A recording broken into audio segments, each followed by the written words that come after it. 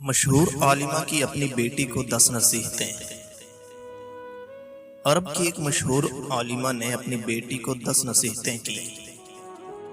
इन 10 नसीहतों में से ऐसी बातें हैं जो क़यामत तक आने वाली औरतों के लिए मशल्ला हैं। उन्होंने अपनी बेटी को मुखातब करते हुए कहा, मेरी आंखों की ठंडक शोहर के घर जाकर कनात वाली जिंदगी गुजारने की कोशिश करना।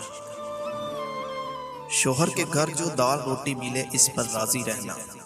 जो रूखी सूखी शोहर की खुशी के साथ मिल जाए वो इस मुर्ग पुलाव से बेहतर है जो तुम्हारे इसरार करने पर इसने नाराजगी से दिया हो।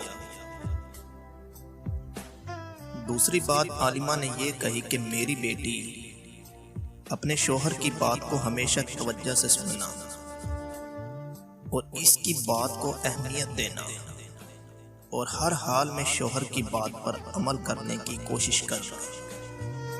इस तरह तुम इनके दिल में जगह बना लोगी, क्योंकि असल आदमी नहीं आदमी का काम प्यारा होता है।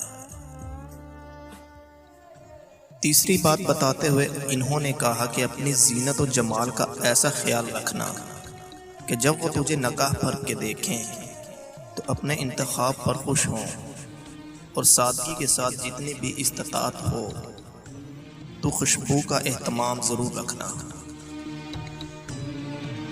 और याद रखना कि तेरे जिस्म लिबास की कोई बो या कोई बुरी हैयत इसके दिल में नफरत और कराहत न लाए। चौथी बात बताते हुए कहा कि मेरी प्यारी बेटी अपनी शोहर की निगाह में भली मालूम होने के लिए अपनी आंखों को सुरमे और काजल से हुस्न देना, क्योंकि पुरकुशिश आंखें पूरे वजूद को देखने वाले की निगाहों में जचा देती हैं। हुस्न और वजू का एहतमाम करना ये सबसे अच्छी खुशबू है और लताफत का बेहतरीन जरिया भी है। पांचवी बात यह बताई कि बेटी शोहर का खाना वक्त से पहले ही एहतमाम से तैयार रखना, क्योंकि ये देर तक बर्दाश्त की जाने वाली भूख भड़कते हुए शोहलों की मानिंद हो जाती है। और शोहर की आराम करते और नींद पूरी करने का औकात में सुकून का माहौल बनाना, क्योंकि नींद अधूरी रह जाए तो तबीयत में गुस्सा और चिड़चिड़ापन पैदा हो जाता है।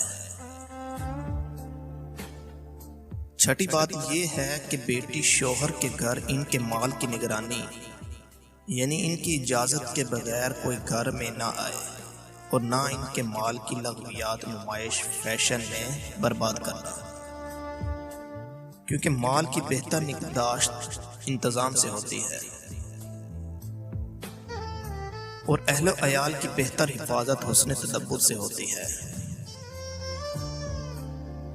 आलिमा ने सातवीं बात बेटी को बताते हुए कहा कि शोहर के राजदार रहना, इनकी नाफरमानी न करना, क्योंकि इन जैसे बारोब शख्स की नाफरमानी जलती पर तेल का काम करेगी और तुम अगर इसका राज दूसरों से छुपा कर न दे रख सकी तो शोहर का एतमाद तुम पर से हट जाएगा और फिर तुम भी इसके दो रुखेपन से महफूज नहीं रह पाओगी। आठवीं बात उन्होंने ये कही कि मेरी बेटी जब तुम्हारे शोहर किसी बात पर गमगीन हो तो अपनी किसी खुशी का इजहार इसके सामने न करना, यानी अपनी शोहर के गम में शरीक रहना। शोहर की किसी खुशी के वक्त गम का असरात चेहरे पर न लाना और ना ही शोहर से इनके किसी रवैये की शिकायत करना। अपने शोहर की खुशी में खुश रहना, वरना तुम इनके कलम के मुकद्दर होगी।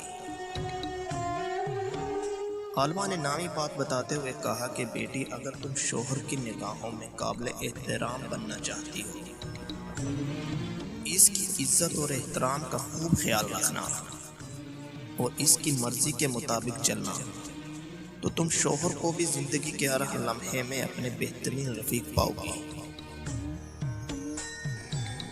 और देकर कई ख्वाहिशात को दबाना होगा। अगर तुम ऐसा न करोगी तो जिंदगी में खुशियों का फूल नहीं खिल सकेंगे। दोस्तों, अगर वीडियो पसंद आए तो लाइक एंड कमेंट्स करके हमारी हौसला अफजाई जरूर करें। और हमारे चैनल को भी सब्सक्राइब करें ताकि हर नई आने वाली वीडियो की इत्तला आपको मिलती रहे। शुक्रिया।